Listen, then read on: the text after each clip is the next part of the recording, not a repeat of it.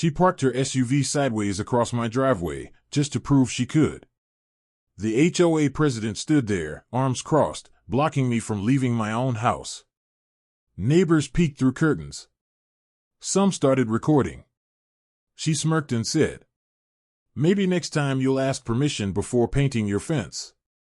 I stared at her car, engine still running, and realized this wasn't a mistake. This was revenge. For 3 months, I'd ignored her petty warnings and refused to bow to her authority. But today, she crossed the line. So I took a deep breath, walked inside, and made one quiet phone call. To the city inspector. And that call changed everything. Real justice moments like this remind us, power means nothing without accountability. Drop your city in the comments, and if you believe no one's above the law, hit like and subscribe. Let's stand for stories where truth wins over control. Mark had lived in Oak Ridge Estates for 5 quiet years, a small, picture-perfect neighborhood that looked peaceful from the outside but ran on control and gossip underneath. He worked long hours as a contractor for the city, fixing things others broke. The kind of man who minded his own business until the HOA decided to make him their business. It started small, a letter about the unauthorized color of his fence, another about the unsightly toolbox near his garage. He'd laughed it off at first, even repainted the fence to match their rules. But that didn't satisfy Linda, the HOA president. Linda loved power. She treated the HOA like her personal kingdom, barking orders in group chats, patrolling the streets with a clipboard, and using her influence to humiliate anyone who didn't play by her book. Mark wasn't the type to argue. He believed in fixing problems quietly. But every time he complied, she found something new: a leaf blower left outside, grass half an inch too long, a trash bin placed too early. By the 3rd month, Mark had stopped responding to her notes altogether. He figured if he ignored her long enough, she'd move on to someone else. He was wrong. That Monday morning, the sun hadn't even cleared the rooftops when Linda decided to teach him a lesson. She parked her SUV across his driveway, blocking him completely. It wasn't about the fence anymore. It was about control. Mark stood at the edge of his driveway, hands in his pockets, staring at the silver SUV blocking his car. The morning air was still, heavy, like the neighborhood itself was holding its breath. Linda, the HOA president, leaned against her car, arms crossed, sunglasses on, clipboard tucked under her arm. "Morning, Mark," she said, smiling without warmth. "You know, it's against HOA rules to paint your fence without written approval. You were notified 3 times. Mark kept his voice calm.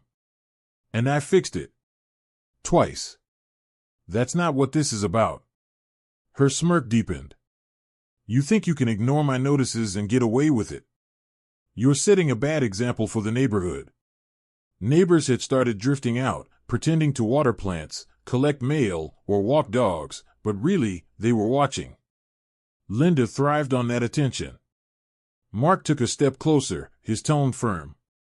"Move your car, Linda." She tilted her head, almost amused. "Not until you sign this," she said, holding out a violation form. "You repaint the fence again, and the fine disappears. Or we escalate." He didn't even look at the paper. "You're blocking a city-maintained driveway. That's illegal." Linda laughed. "This entire neighborhood is under HOA jurisdiction. You don't make the rules here, Mark, I do." Her words cut through the air like a blade. Mark looked around, at the neighbors whispering, the cameras recording, the quiet humiliation settling in. Then he exhaled slowly, nodded once, and turned back toward his house. "Fine," he said simply. "If you won't move it, someone else will." He closed his door behind him and picked up the phone.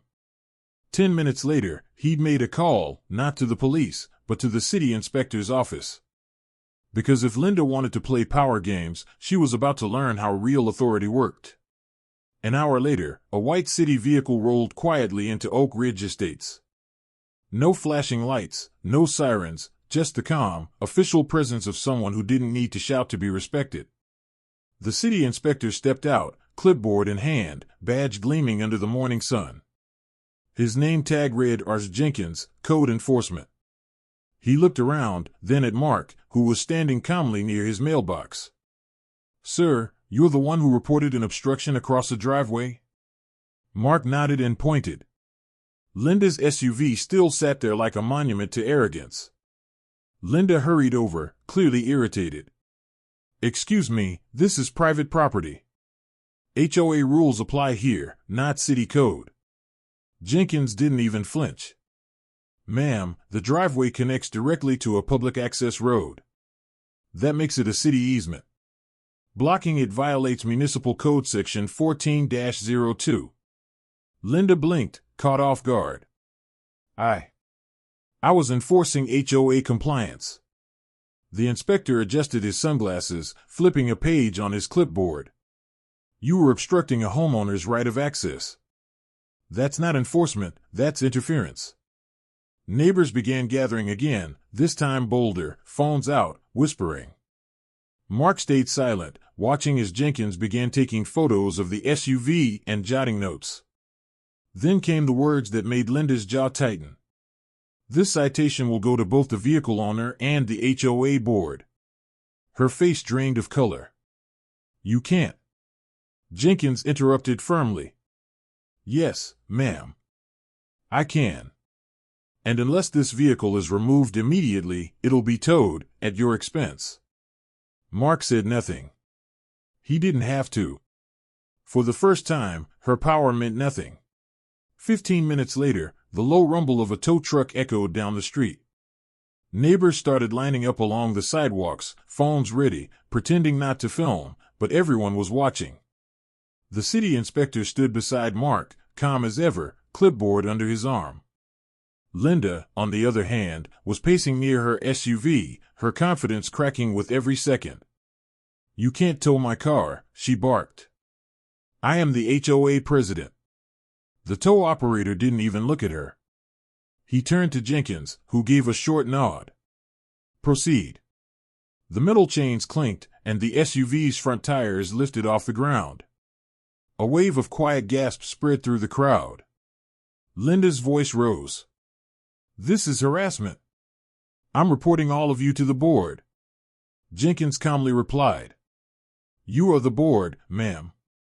Which means you'll receive the citation and the fine, personally." Her face went pale.